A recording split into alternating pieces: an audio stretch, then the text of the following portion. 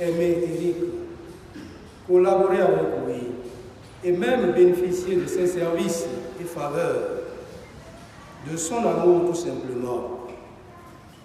Frères et sœurs dans le Christ, à vous tous, je souhaite la bienvenue à cette église Sainte-Anne de Boukombé.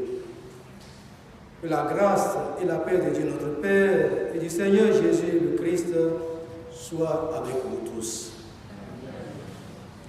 Béni soit le Seigneur qui nous rassemble pour un temps de prière, pour le repos éternel, un temps de réconfort pour les proches. Frères et sœurs, chers tous, nous sommes réunis aujourd'hui en cette église de Boukombé, 10 ans après la naissance au ciel du ministre Eric Nda, pour faire mémoire.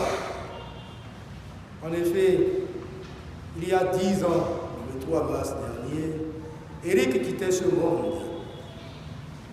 Ses obsèques ont été célébrées dans cette même église Sainte-Anne de Boukombé.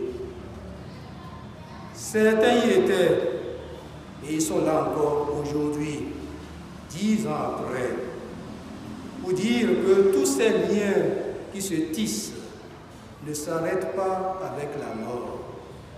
Et donc, la mort n'a pas le dernier mot. Faire mémoire du ministre Eric et de bien d'autres, ce n'est pas seulement se souvenir de sa mort ou de leur mort, mais de la trace lumineuse et de l'amour qu'ils ont laissé. Vous savez bien les responsabilités qu'il a occupées mieux que moi.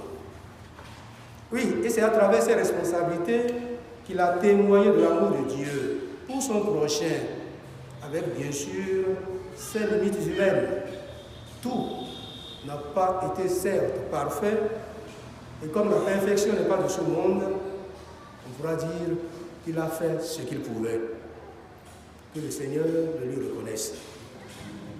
Aujourd'hui, nous rendons grâce pour la vie du ministre Eric, pour tout l'amour qu'il a donné et reçu.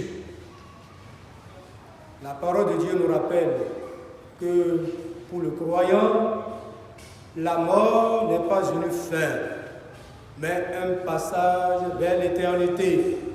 Le ministre Eric est désormais donc dans la communion des saints, vivant dans la joie du Seigneur, libéré des peines de ce monde, libéré des ruses de ce monde, libéré des tracasseries de ce monde, libéré